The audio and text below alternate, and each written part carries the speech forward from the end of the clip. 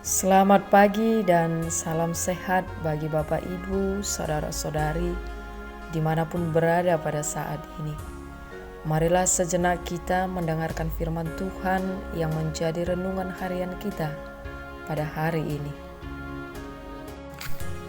Hari Minggu tanggal 23 Mei 2021.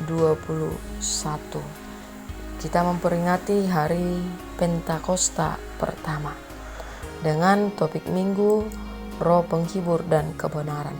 Firman Tuhan yang tertulis di dalam Yohanes 16 ayat 4b sampai dengan ayat 15. Demikian dikatakan firman Tuhan.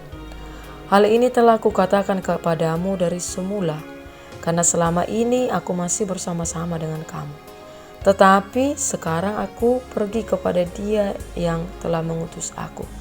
Dan tiada seorang pun di antara kamu yang bertanya kepada aku, kemana engkau pergi? Tetapi karena aku mengatakan hal itu kepadamu, sebab itu hatimu berduka cita. Namun benar yang kukatakan ini kepadamu adalah lebih berguna bagi kamu jika aku pergi. Sebab jikalau aku tidak pergi, penghibur itu tidak akan datang kepadamu. Tetapi jikalau aku pergi, aku akan mengutus Dia kepadamu. Dan kalau Ia datang, Ia akan mengisapkan dunia akan dosa, kebenaran, dan penghakiman. Akan dosa karena mereka tetap tidak percaya kepadaku. Akan kebenaran karena aku pergi kepada Bapa dan tidak melihat aku lagi. Akan penghakiman karena penguasa dunia ini telah dihukum. Masih banyak hal yang harus kukatakan kepadamu, tetapi sekarang kamu belum dapat menanggungnya. Tetapi apabila Ia datang, yaitu Roh kebenaran, Ia akan memimpin kamu ke dalam seluruh kebenaran. Sebab Ia tidak akan berkata-kata dari dirinya sendiri, tetapi segala sesuatu yang didengarnya, itulah yang akan dikatakannya, dan Ia akan memberikan kepadamu hal-hal yang akan datang. Ia akan memuliakan aku, sebab Ia akan memberitakan kepadamu apa yang diterimanya daripadaku. Segala sesuatu yang Bapa punya adalah aku punya. Sebab itu aku berkata, Ia akan memberitakan kepadamu apa yang diterimanya daripadaku. Demikian firman Tuhan. Bapak Ibu saudara-saudari yang dikasihi di dalam nama Tuhan Yesus Kristus, sesuai dengan kalender gerejawi, minggu ini adalah Minggu Pentakosta. Arti Pentakosta adalah suatu peristiwa di mana turunnya Roh Kudus ke atas para rasul. Tepat 50 hari setelah perayaan kebangkitan Tuhan Yesus Kristus yang mati di kayu salib demi menebus dosa-dosa dan setelah 10 hari kenaikan Tuhan. Berdasarkan sejarah Perjanjian Lama, Pentakosta pertama-tama adalah suatu pesta atau hari raya bagi bangsa Israel yang dirayakan 50 hari sesudah Paskah dan menandakan masa panen telah berhenti. Pada teks Yohanes 16 ayat 4b sampai 15 ini, Yesus menyatakan bahwa Ia akan pergi meninggalkan para muridnya. Ia telah menyampaikan kepada murid-muridnya bahwa akan ada masa-masa sukar yang harus mereka tanggung setelah Ia pergi, dan bahwa mereka tidak boleh mengharapkan kehidupan yang mudah dan tenang seperti yang pernah mereka jalani. Mereka sangat mengharapkan kerajaan lahiriah serta kemuliaan Sang Guru, dan menyangka bahwa mereka akan turut bersinar dan memerintah bersamanya. Namun, sekarang mereka bukan mengalami semuanya itu, melainkan hanya mendengar perihal belenggu dan penderitaan.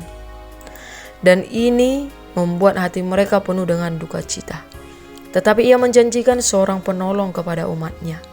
Penolong itu adalah Roh Kudus, yaitu Roh kebenaran. Ia akan memimpin kamu ke dalam seluruh kebenaran. Sebab Ia tidak akan berkata-kata dari dirinya sendiri, tetapi segala sesuatu yang didengarnya, itulah yang akan dikatakannya. Dan Ia akan memberitakan kepadamu hal-hal yang akan datang. Itu tadi di ayat 13. Tetapi Yesus tidak akan membiarkan murid-murid berperang dengan ketakutan dan dengan kekuatannya sendiri. Bukan para murid yang menang, tetapi Yesus. Demikian juga kuasa kemenangan para murid tidak terdapat di dalam diri mereka sendiri. Kuasa kemenangan itu ada pada Kristus Itulah sebabnya Yesus mengirimkan Roh Kudus kepada mereka, Roh yang akan memberikan kekuatan Kristus kepada mereka, dan Roh yang akan memberitakan kuasa kemenangan Kristus kepada mereka. Itulah Roh yang dijanjikan Yesus kepada para murid.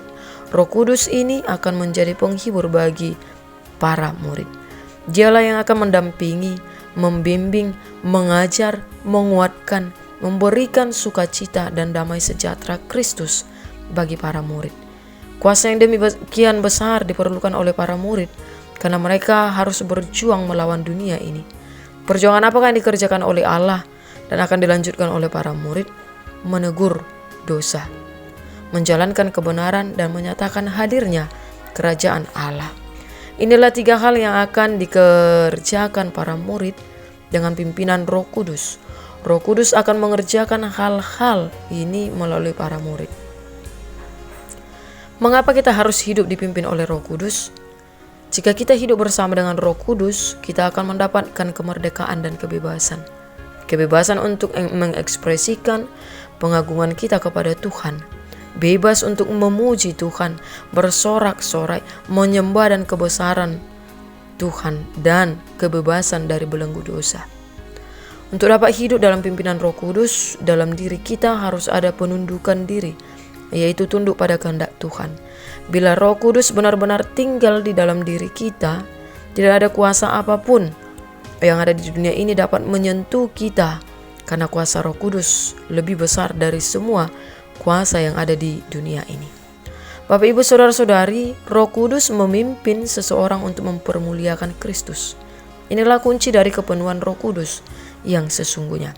Seseorang yang dipenuhi Roh Kudus mempermuliakan Kristus. Dia menyatakan kehidupan Kristus di dalam dirinya. Dia tidak menonjolkan dirinya sendiri. Dia tidak menabur kekaguman akan dirinya di mana-mana, tetapi membawa orang untuk mengagumi Kristus. Itulah kepenuhan Roh Kudus yang sejati. Biarlah kita terus memohon supaya Tuhan mengubah kita dan memenuhi kita dengan Roh-Nya yang kudus, membawa kehidupan kita menjadi satu kehidupan yang semakin merefleksikan kehidupan Kristus dan mempermuliakan namanya seumur hidup kita. Dan biarlah hidup dan kehidupan kita senantiasa dipimpin oleh Roh Kudus sehingga kita dapat hidup di dalam kebenarannya. Amin.